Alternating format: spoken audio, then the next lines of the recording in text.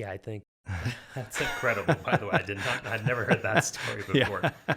But I think it's like attracts like, Yeah. iron sharpens iron. The Right. best tend to eventually find the best, and then they push each Yeah. other and they get better. There's a lot of things that we've touched on: getting involved with new technology, Yeah. trying it out, research. I do want to talk to you about integrating new technology, building a research department, how you did that. But you can't really do any of that if you have average outcomes, mediocre outcomes. You're an amazing surgeon. You're probably Thanks, the best man. surgeon I've ever had the honor and privilege of working with or Thank, even witnessing. thank you. How did you become so good? Do you feel like surgery was something you had a natural knack for? Is it something that took many years of repetition and being conscientious and trying to be a better version of yourself?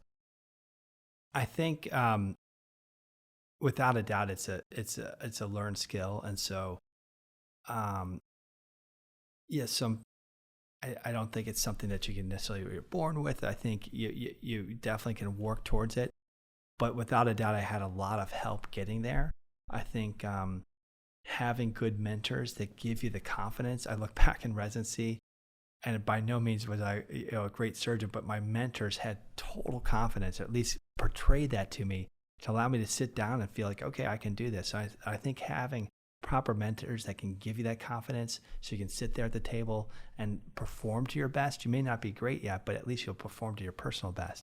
I think that, good mentorship, instilling confidence coupled with sort of a desire to always get better. And that starts with analyzing each case. So in residency, each surgery we would record. Back then it was on VHS, and we'd record the VHS tape and review each tape time and time again, each step. And I would look at it and say, okay, well, how could this be better? How could that step be better? And thankfully, my father loved reviewing those tapes with me. I'd come home for Thanksgiving, bring the tapes. We'd sit down over the weekend, review each tape. So each surgery, so even maybe I'm only doing 150 surgeries in residency.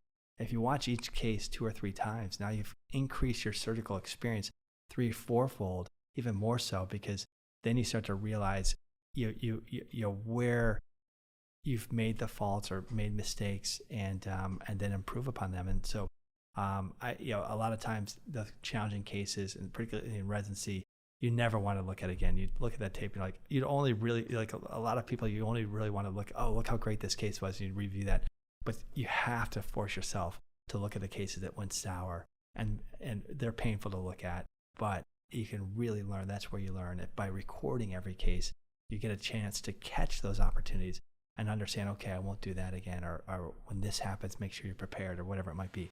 So I strongly encourage recording and reviewing surgical outcomes. And then also what you find once you are doing that, you start to learn that you can then be a much better observer when, let's say, at the meetings or on iTube and watching other people's techniques.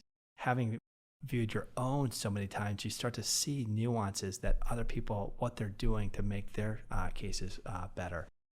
Throwing that now in the age of 3D and 3D surgery, you can step that up, and where if you're recording cases in 3D, literally the playback is the same view that you had when you were doing the case at the time. It's the exact same view. And so you're truly immersed in what was happening and can see every little nuance and understand what's going on. So I think, having good mentors, good observers, and then sort of the diligence to replay and redo, I think that combination can definitely push surgical skills forward.